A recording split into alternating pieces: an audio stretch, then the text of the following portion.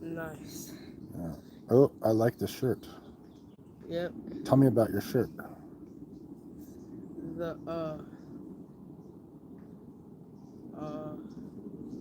it's from it's from Home Alone? Home Alone. Oh. Yeah. Are those the good guys or the bad guys? The bad guys. Bad guys. Yep. What happens to them? They get hurt. They get hurt?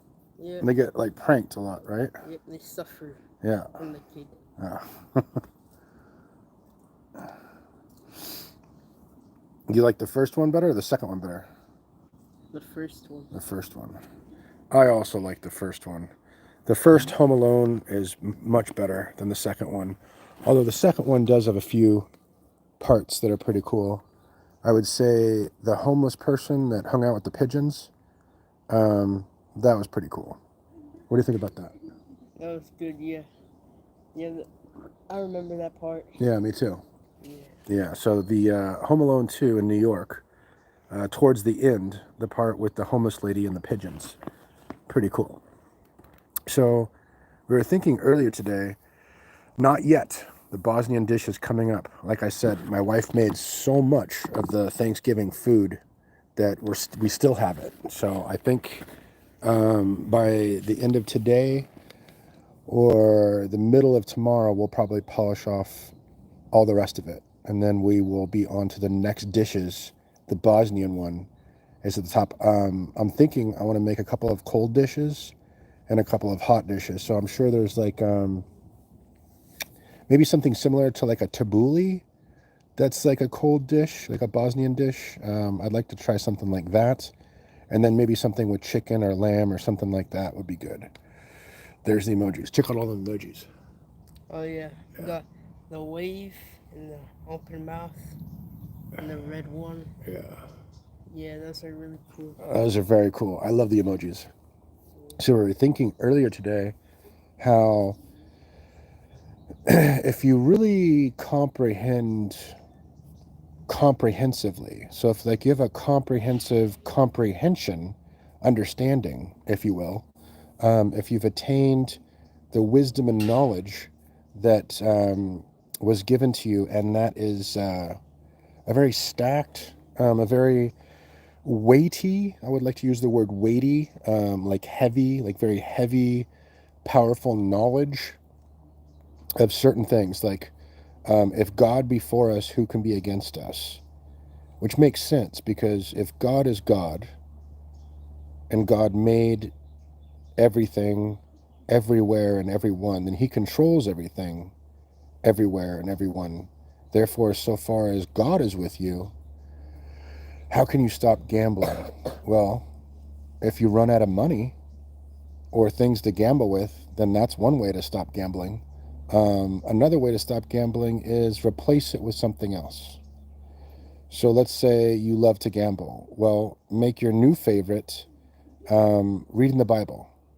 Read the book of Proverbs. Proverbs could keep you busy for at least 7 to 9 months. You could spend 7 to 9 months doing your best to understand the wisdom that was given to Solomon and use some of those things in your own life and just have fun with it, like experiment. See how it is that your life is improved when it's being governed with the wisdom of God. Because the wisdom that is from above, if the wisdom that is from above is, it's pure, it's clean, and it's wholesome, it's good.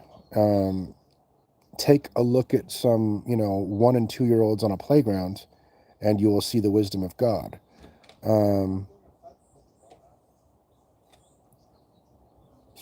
Did you put her back inside?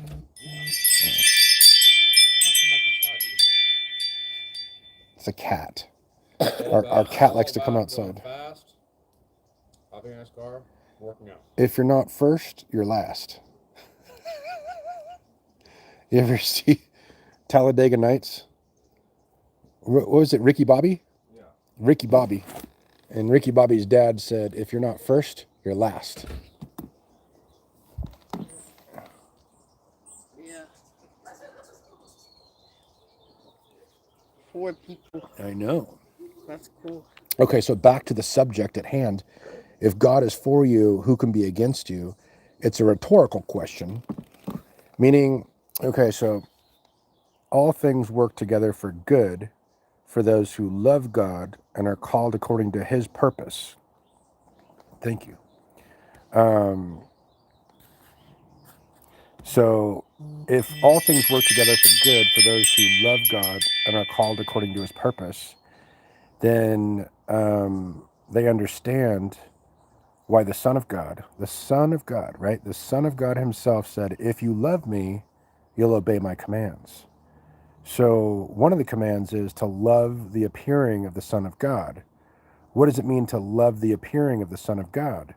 It means to know that there is a moment in which, at the twinkling of an eye, there will be two people in a field, one taken, the other left, right?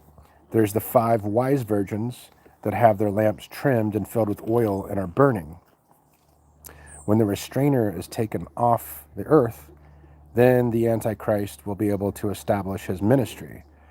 If you look at all of these things, and some things from the Old Testament, like Elijah and Enoch just being taken, it makes sense that loving God's Spirit, right? Hebrew, Ruach HaKodesh, and the Holy Spirit is something that those who are God's children, right? Because it says that those who are led by the Spirit of God are the sons of God. So those who are not led by the Spirit of God are not the sons of God. So if you're led by the Spirit of God, you're going to love the appearing of the Son of God, which is otherwise known as an extraction, harpuzo, or some people call it the rapture. So if you love this, which is the appearing of the Son of God, then you definitely have the Holy Spirit and you're being led by the Spirit, so long as you resist the devil, do your best to do what is right and good, do your best to not do what is wrong. Now, these are not the things you do to earn salvation, but these are the things that you do to be what you are. Kind of like an apple tree produces apples because it's an apple tree. Shocker. So what are your thoughts My thoughts, about apples and apple trees?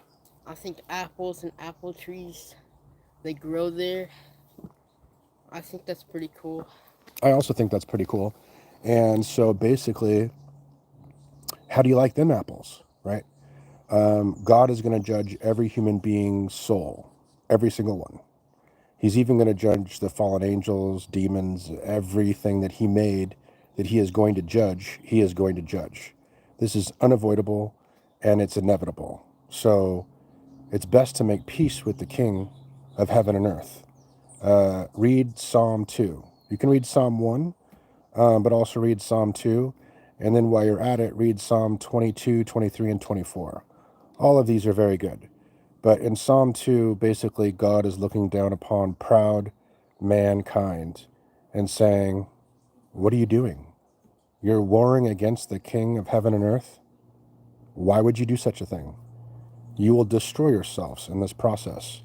No matter how rich and famous and powerful you think you are, you will destroy yourselves because you're fighting against God himself. It's a very poor choice. You will destroy yourselves. You will throw your eternal soul into a place called hell that was made for the devil and his angels, otherwise known as the lake of fire. This is what you're doing to yourself. Is that what you want to do? Is that your final answer? How do you like them apples? So with that, I think we're done, except I think the Titan has maybe a word or two more. Yep. Obey God and stuff. Yeah. Exactly. Obey God and stuff, because the Son of God says, if you love me, you will obey my commands.